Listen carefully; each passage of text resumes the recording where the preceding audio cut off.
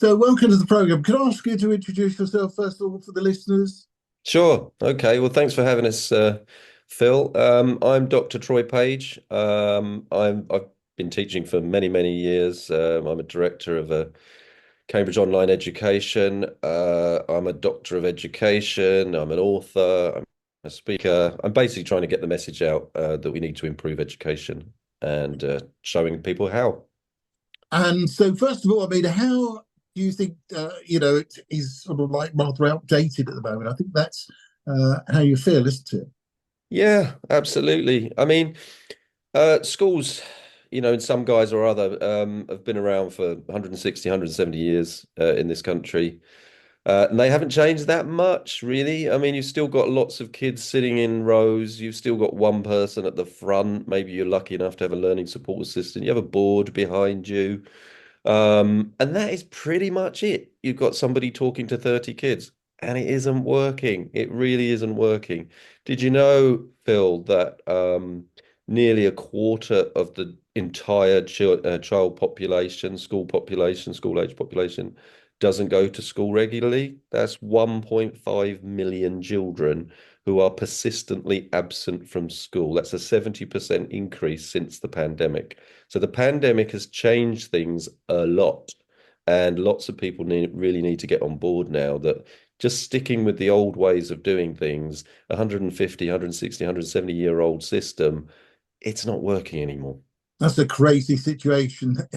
Absolutely. How it What are the is? key changes you said that you're calling for? Well, the pandemic really opened a lot of people's eyes. Lots of parents realized that actually their children could learn better at home. And it's not for everybody, right? Let's make that absolutely clear from the top. Online learning isn't right for everybody, or at least online learning at home, away from your friends and away from your network. That isn't a good idea for most children. For some children, it makes sense. For children who are struggling to go into a school for whatever reason, and as long as they're getting socialization outside of the online classroom, then that could actually be the solution for those children, and is the solution for a lot of children. So the pandemic opened the eyes of a lot of families because they had to learn at home. They didn't have a choice. They couldn't go into school. Um, so now they know there's an alternative. So the idea that you've got to go into a school which is not as good as the alternative you've already had, that means that people are no longer sort of kidding themselves into thinking, well, maybe it's me, maybe I just need to sort of just be better at school or just do something different or maybe all these anxieties I'm struggling and all of this frustration I'm suffering from, maybe this is just stuff I need to deal with. My mum and dad did it, their mum and dad did it, I just need to just get on with it. But actually, when you know there's a better way and you know your grades are slipping because you're going to school, and if you stayed at home and you learned at home, it would be better. It's hard, it's tough to go to school in that environment, especially if you're really unhappy.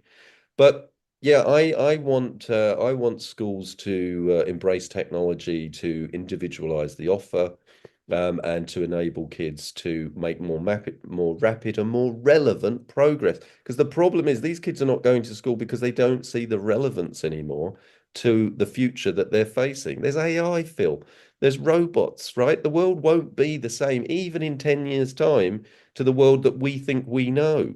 It's going to be completely different. You can't ask a system that's 170 years old to properly prepare kids for this uncertain future.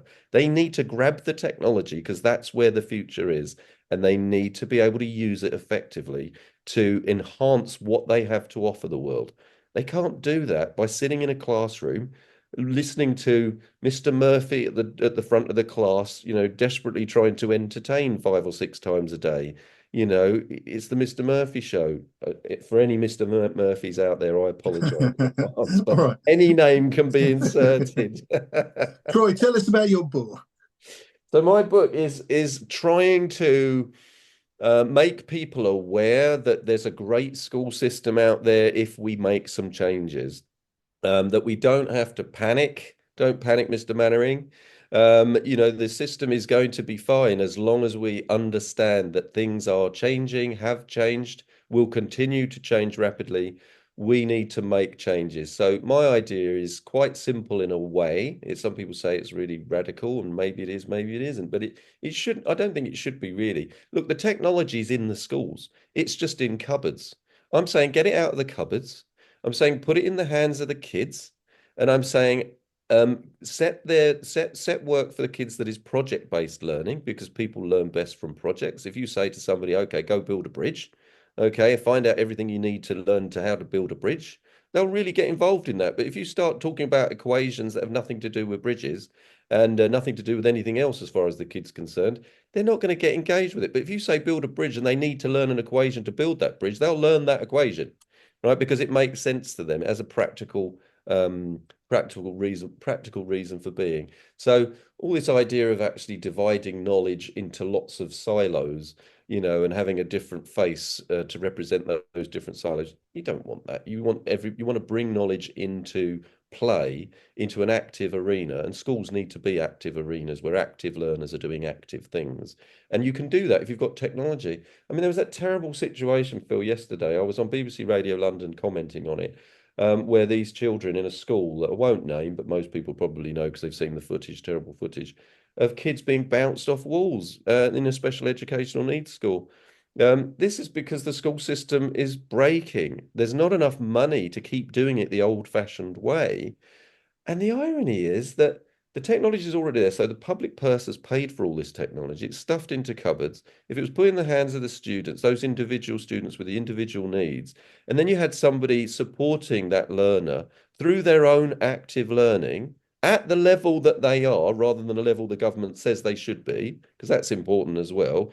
People are at the level that they are. They're not at the level that somebody wants them to be. And you need to meet them where they are. And technology does that really, really well. The algorithms that we all hate on Instagram that are telling people to do naughty things online, that same technology can be used to actually educate people in a really powerful way. Duolingo, more people have learned another language through Duolingo than they ever did in a school. And this is what needs to happen. We need to get the technology tailoring the education to each individual student. It's already there. We've already paid for it. Let's get it into use. And this idea, Phil, of people sitting in classrooms like zombies. In my book, I talk about them as zombies because I've watched these zombies for years, moving around, shuffling around schools, disinterested. They're like the undead, like the dead, I mean, and they're wandering around. And then they go to all these classrooms when the bell rings and they sit there like the dead. And then at the end of the day, the teacher says, I've got nothing out of you today. You need to do some homework. And then they ask the kid to do the work at home. So they've got no work-life balance. They're doing all their work at home. But the problem, Phil, is that they don't have the tech. A lot of kids are poor. They don't have the tech at home, that not the same level of tech or quality of tech, or maybe not even a proper broadband connection. There's a digital divide in this country.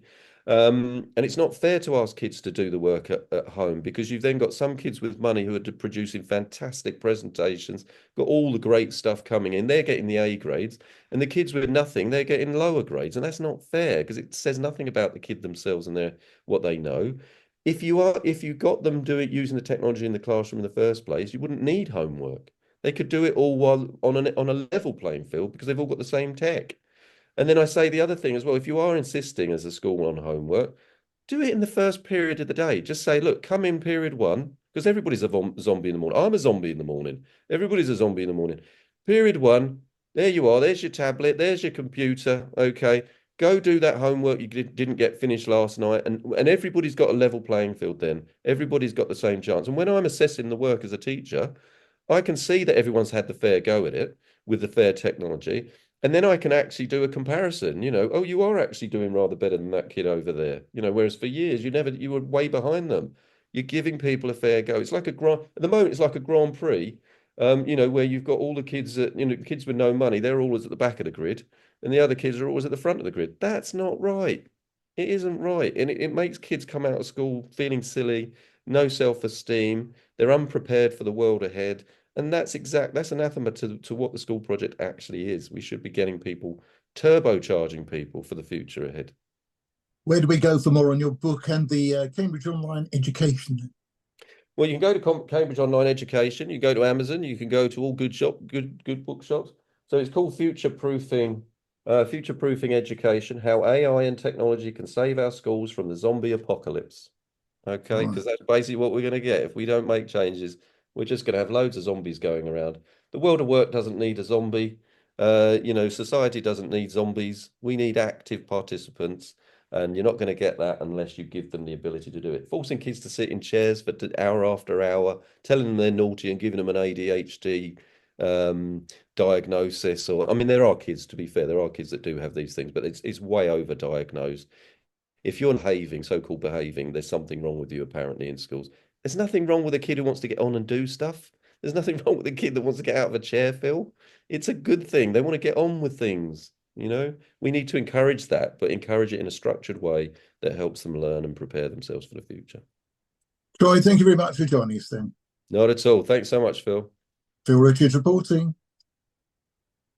Troy, could you just do something for me? Just say hi, Broadstairs, as if you're welcoming the audience. Hi, Broadstairs.